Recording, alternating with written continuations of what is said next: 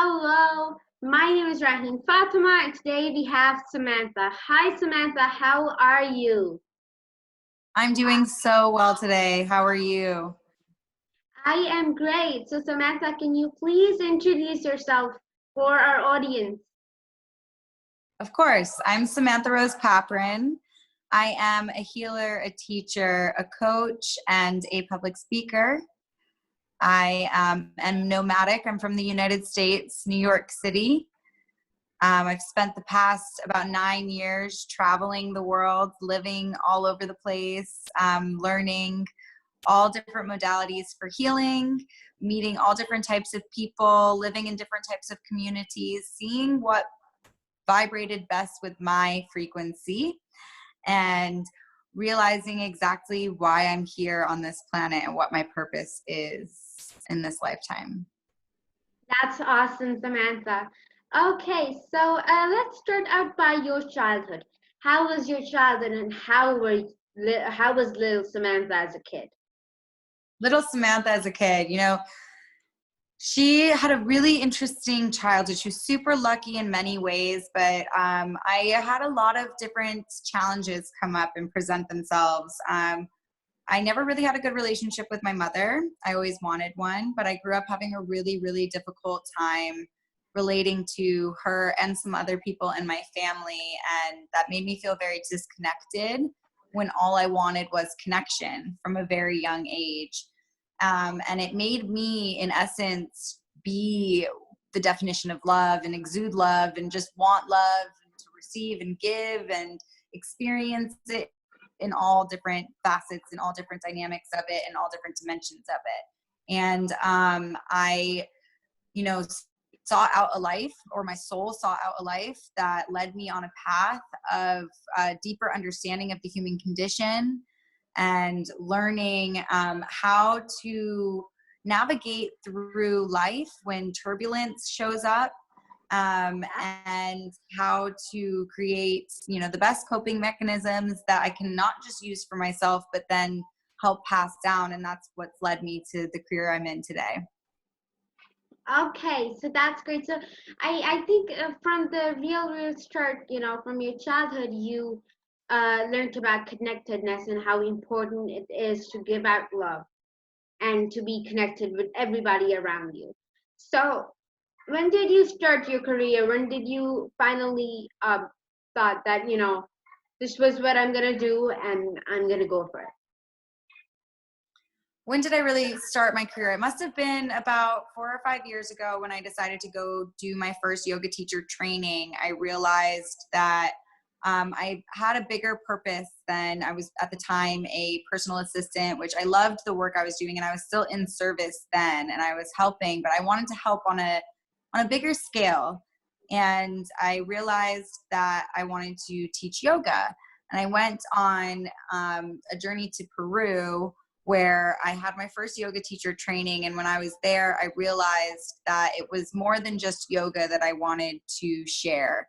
I wanted to share yoga, of course, but I also wanted to share the lifestyle behind it. I wanted to share the ideologies behind it. I wanted to share the theories behind it. I wanted to also share my own personal healing practices that had nothing to do with yoga. I wanted to share my creativity by writing and speaking. I wanted to do so much. And it slowly began to unravel from that yoga teacher training to another yoga teacher training to working in the conference circuit, running social media accounts for different conferences and companies, and really learning about a new way of living that I always knew existed growing up. And I knew that there was more, and there was a whole community of humans that thought like me.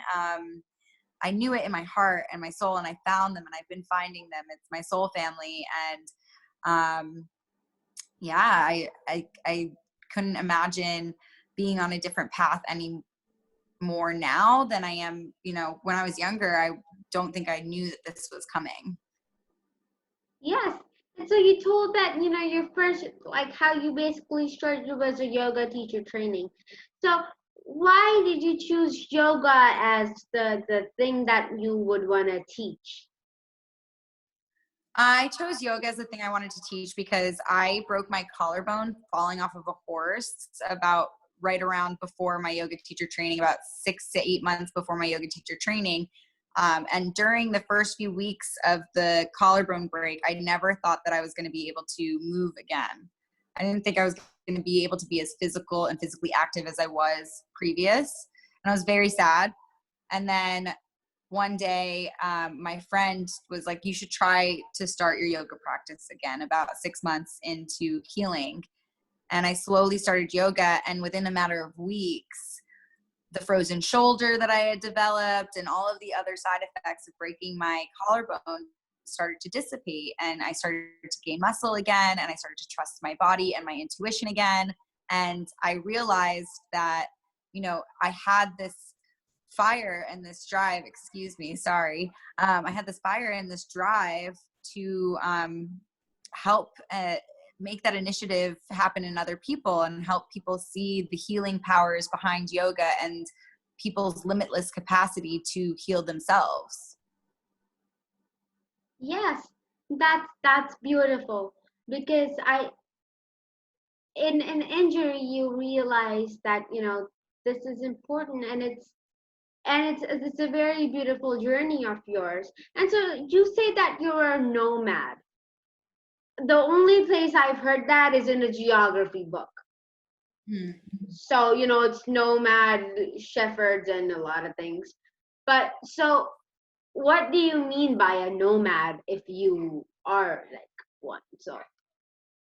So I don't have a residency anywhere anymore. I live by, wherever the wind blows me, essentially. I live in flow states. So I typically spend, 3 weeks to 3 months to 6 months in one location at a time, but I never know how long it's actually going to be.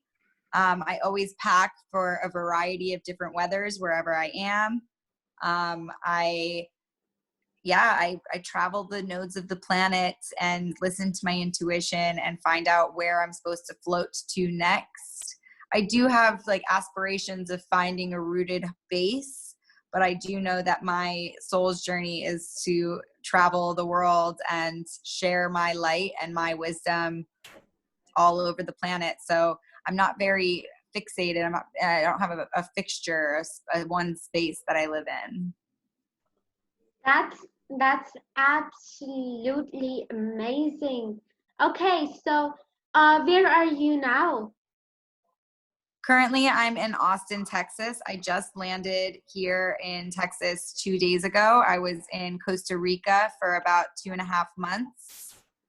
And before that, Mexico. And before that, I was in the Cayman Islands. Oh, I am seriously waiting when you come here in Pakistan. So we finally get to, explore because so this is also the thing with me, that because of my father's job, so we keep on moving around Pakistan. Um, for some people, it's also sometimes moving around the countries, but that's, different fields, different places that you move around. So I also never get a fixed place. I finally start, have friends, 2 3 years, and the next thing I know, we're moving. So now I kind of like it. So I'm gonna be moving again, and then the cycle keeps on repeating for some reason.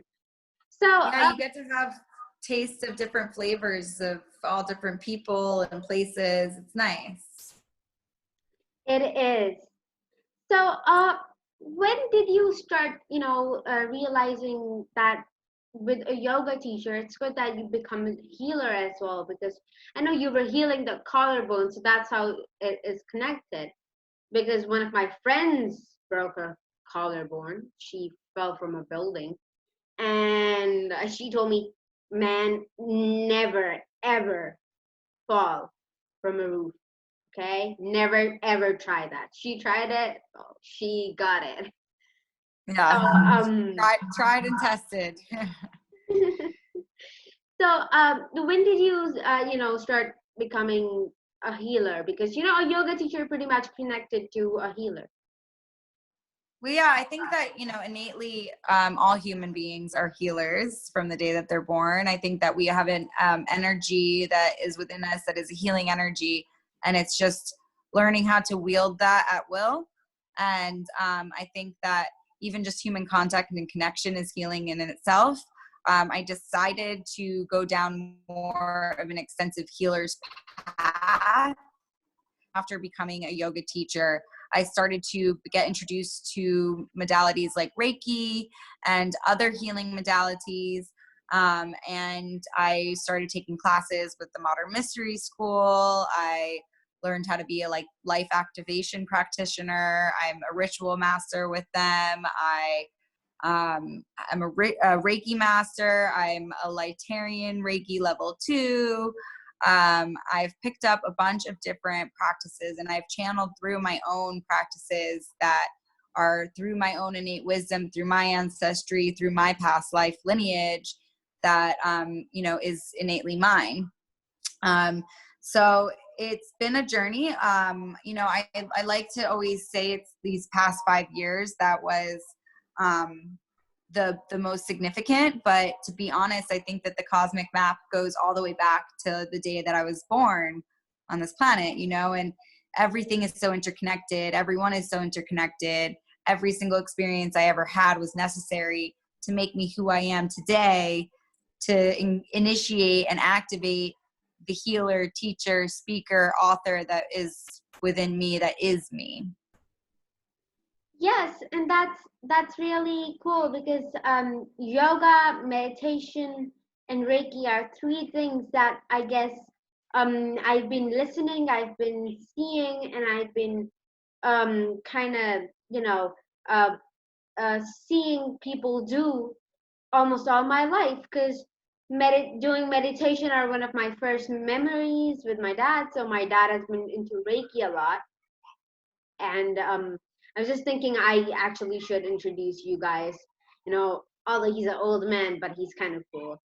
So he knows all this cool stuff. And I'm sure he's awesome. of course, whose dad is it? It's my dad. So of course he's supposed to be cool and awesome. So what's the goal of your life, the purpose that you unfolded through the yoga, the healing and everything, that you found that this is my purpose to be on earth? My purpose to be on earth is to help others who have experienced stuff that I've experienced, help people see their own magic and their own healing capacity within themselves, and to help create a generation of people who don't have to grow up and in their mid-20s excavate a lot of debris that society and environments have put on top of them. I want children and new generations to know their innate magic, their innate power.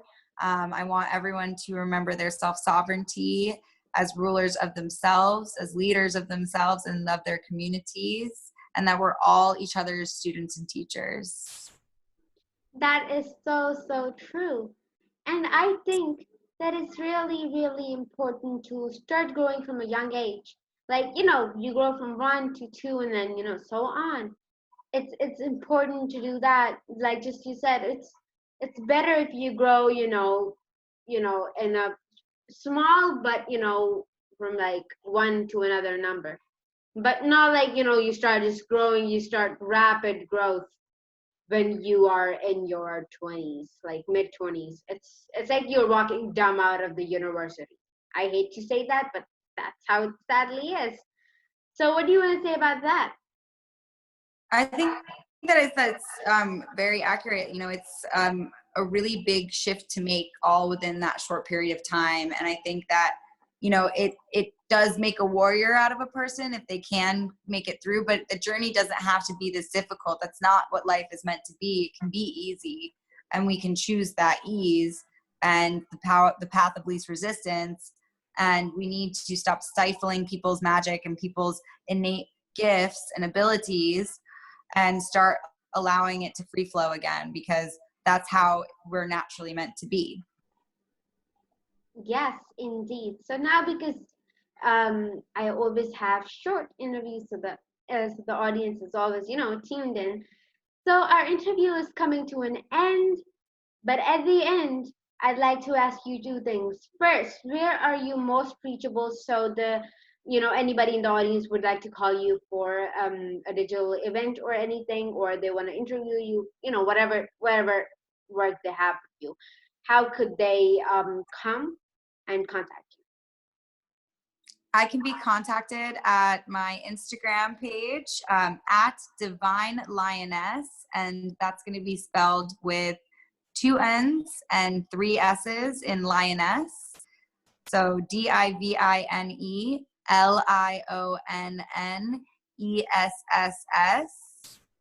on Instagram. Or you can reach me on Facebook. You can follow me on Facebook. I probably cannot accept too many more friend requests. I keep that for people who I meet in person, but you can follow me there because I do post a lot of inspirational content, and that's where you can find some of my new YouTube channels. Speaking of YouTube, you can also search in YouTube Divine Data, and that's where you will find our interview on there from earlier today as well. Yes, interestingly, so we both had an interview. Basically, we were supposed to do it at the same time, but then I was like, let's just give ourselves a break, and then let's just do it afterwards. So it's just like what, 3 hours difference. So yeah, Yeah. I just the girl I got interviewed by is now giving me an interview. So this is how things worked out for us. And so, at last, what message would you like to give to our audience? You can have any life that you perceive just so long as you believe. That was a short and a very, very beautiful message. Thank you so much, Samantha. You came, you told us a lot of interesting things, and it was just so nice connecting to you. And I hope the audience would also learn a lot from you. And so I would really recommend, just follow on her on Facebook, and you'll see a lot of new things, a lot of beautiful things. And thank you so much. And we will come back with another personality. So thank you so much to the audience as well for coming and watching the interviews. Thank you so much, and bye bye.